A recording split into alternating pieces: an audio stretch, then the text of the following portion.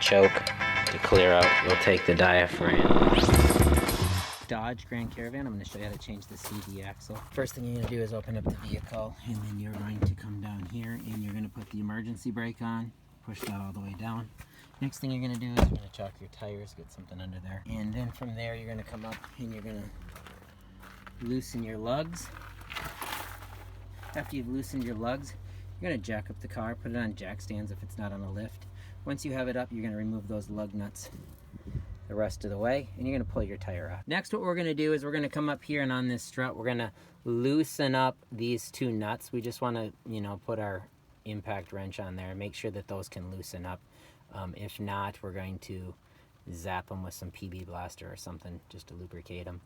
And once we have those loosened up, we're not going to take them off. We're going to come through here and we're going to pop these bolts. There's one on the top and one on the bottom of the caliper. So one on the back side here and one on the back side here. And then we're going to take that and we're going to hang that up and out of the way. But we do want to loosen those up so it's not in the way while we're trying to loosen those up. From there, we're going to remove this key here, this cotter key, and take that out, and then we're going to remove this nut here as well. So I had to blast these with some PB Blaster. They were not coming off. Sit for a few hours, and now I've got both of these, so they're loose. And then we go to the back ones here, and this is a 21 millimeter. So these were a 21 millimeter, and this is a 13/16 on the back of the caliper. And now we're going to remove both of these, and then I use my impact wrench on the bottom one. I got that loosened up, but I did just screw it in a few times just so that it's holding. And then we're going to take this off. We just don't want it to drop straight out. And we're going to get this, and then I'm going to tie this up to the strut. And because you have your emergency brake on, that caliper is going to be tight, so you're going to have to pop that off, and then it'll loosen up, and then you can put your emergency brake back in.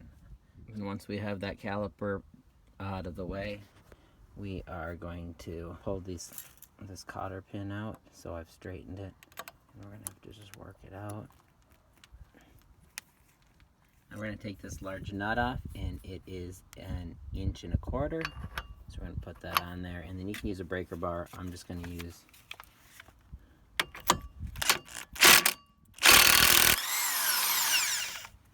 and then we're just going to make sure our axle pushes in.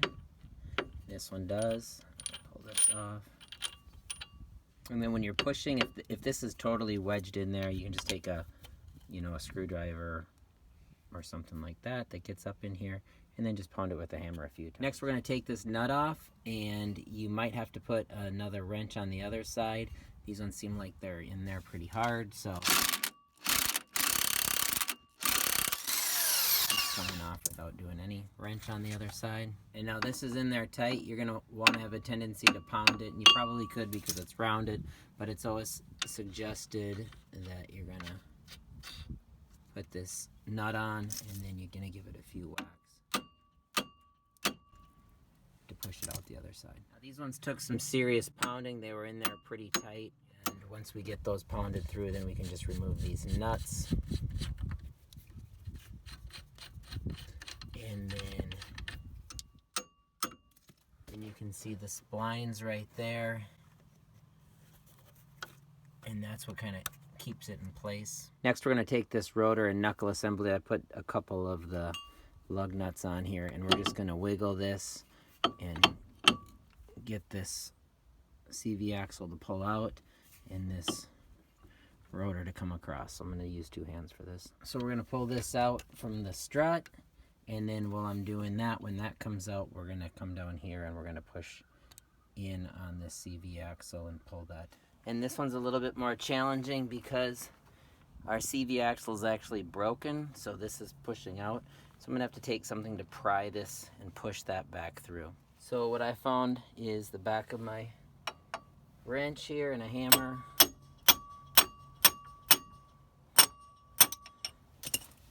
There we go. And now this minivan wasn't moving or anything. This whole CV axle is broken. Now we're going to come under here, and then we're going to have to pry this end out, the back end of the axle. Now you might be able to get away using a large screwdriver here. That did not work for me, so I put this large pry bar back there, and I did get it. So I came in here, got that pry bar up in there, and then wedged it, and got it starting to move. And I'm just going to be able to pull it out now. And then I have a drip pan under here. You can see it's starting to drip transmission fluid. To get that started, you can just put 2 hands on here. You can give it a pull. Watch out for your brake line. And then this boot right here is probably going to get hung up here. But you can at least get it started. Wiggle it out. There, I got it. So it's out. You can see the transmission fluid's coming out. I've removed it. It's draining out. So this is an extremely tight fit, so what I've done is there was a bolt right here. I removed that so I can move this bracket over a little bit so that I can slide it out, and that way I don't have to worry about breaking that line in the back. Now that I removed this bolt right here, it was a 13mm socket. Once that came, this just gave a little bit more room, and I was able to get that axle out. So you can see. See, this is totally broken right here. Once this axle broke, the vehicle wouldn't move, so we were kind of dead. So if you notice your vehicle's not moving, you hear this was a big lug. You got the new one out. Don't set it anywhere where you're going to get a bunch of rocks and gravel inside the teeth there. We don't want to jam that into the transmission if it's all dirty. And then you do want to compare to make sure that they're the same size. Something looks funky here, and I'm not sure if it's all stretched out or what the reason is. But this bar right here, you can see, is longer on the old one than on the new one. So we might have been given the wrong replacement, so we're going to have to check that out. I did get this front CV axle, and it's 25 1/8. I went through and I was checking online. I checked a whole bunch of different specs. It is compressed length 25 1/8, so this is the correct one. And then I kept searching, and I found that this is the one that fits the 2008 to 2010. It's a little bit longer, and it is the incorrect CV axle. So I'm going to put the correct one in, and that might be a reason why it did break. And you're going to see this little ring right here. That's going to hook into the transmission. So we're going to make sure that we get our caliper out of the way. And then we're just going to slide this back in.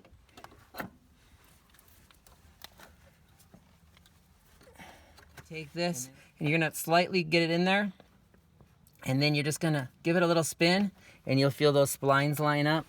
So you can, once you get there, you can feel it. It'll actually drop into place. That's how you know you got it. And then we're just going to make sure we have this straight, and we're just going to pound it in. Back here.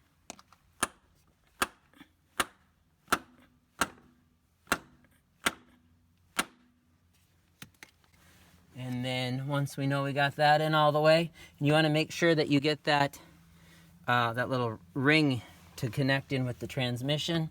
And once that's in, you're good to go in that aspect, and then we'll start putting this back together.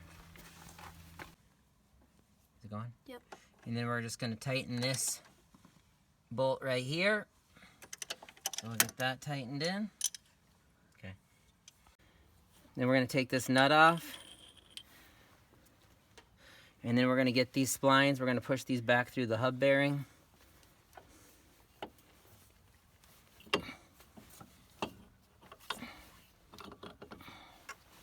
And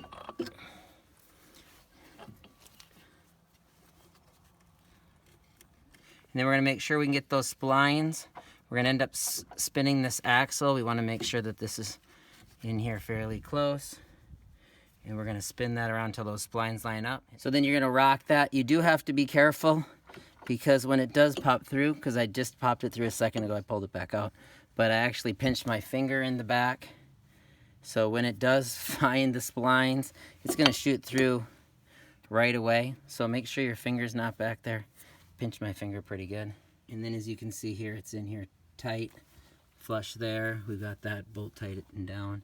We're going to end up just going back in reverse now. We're going to move that control arm. You're going to rock it around. You're going to get those bolts back in. we go, there's one. And then you're gonna move this control arm. And so you might have to, like here, we gotta push it back in that way. There we go. And there we go. So once we get those in, we're just gonna put those nuts on the back side.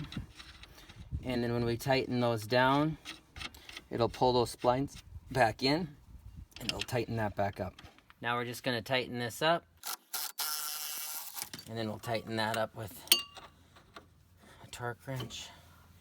And we're gonna go do the bottom one as well. So we're gonna put on that washer, and then we're gonna put on our axle hub nut here. And it's a 1 1/4 inch.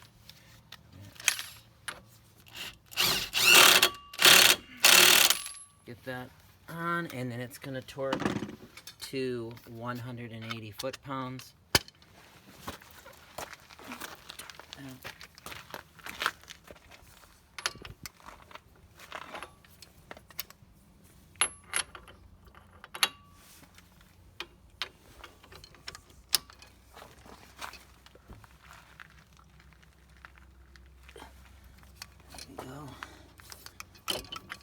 Next, you're going to put that little spring on there, and then you're going to have your little loop here.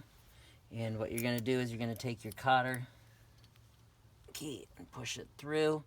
And here it's not really lining up, so I am going to have to slide that nut over. Just give it a little tad bit tightening. So then we're going to put that little spring on there and the little cap. And then once we have that, we're going to put our cotter key in there. And if you're having an issue because your cotter key's been bent out a little bit, you might have to take a pliers and just give it a quick squeeze so you can get it to push back through there. So I just grabbed that with my pliers because it wasn't going through, and I tightened it and twisted it back on itself. And then once you get it started, you can give it a little tap with the hammer or your pliers. And then make sure when you're coming through on the other side, I see it feels like it's getting caught up. Look to see what you're getting caught up on so that we're not wrecking anything here. So it looks like it's catching on that. So we might have to pop that back just a little bit. So we don't want to break that cap. Once we get that key through, then we just take the ends and bend those back. Okay, so now we're going to take this bolt, we're going to put that caliper. I got the caliper put on here, and we're going to make sure that get that threaded in there, and then make sure it's threading before you let it go. You're going to have a tendency to want to pull back out the other way because we don't want to let it go and then have it pull down and wreck your line. So that one's holding. So we're going to start the other one on the bottom, and you just put both of those in. We got to take off any of those lugs that we put on because we're going to be putting the tire back on. And here's one of the issues of working outside is it's starting to rain on us. And so we're going to rip these off real quick, get that tire on. Once we get our tire on, we're going to hand do our lugs. Remember, you want to get them started to make sure that you're not cross-threading them. These are really easy to cross-thread. So just start all 5 of these. And we'll zap them with the gun. And started.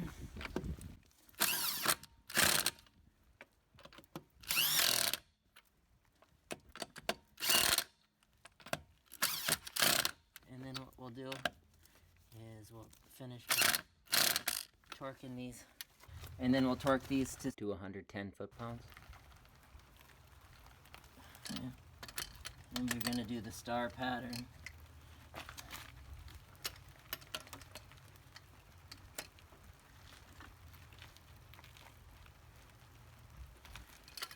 And then we have that transmission fluid. We're going to have to check the transmission fluid. We're going to have to add some. We lost a lot of transmission fluid. And Then we're gonna check to make sure the tranny's good, and we'll give her a test drive. There was other issues down here. There's a front ball joint that's having some issues.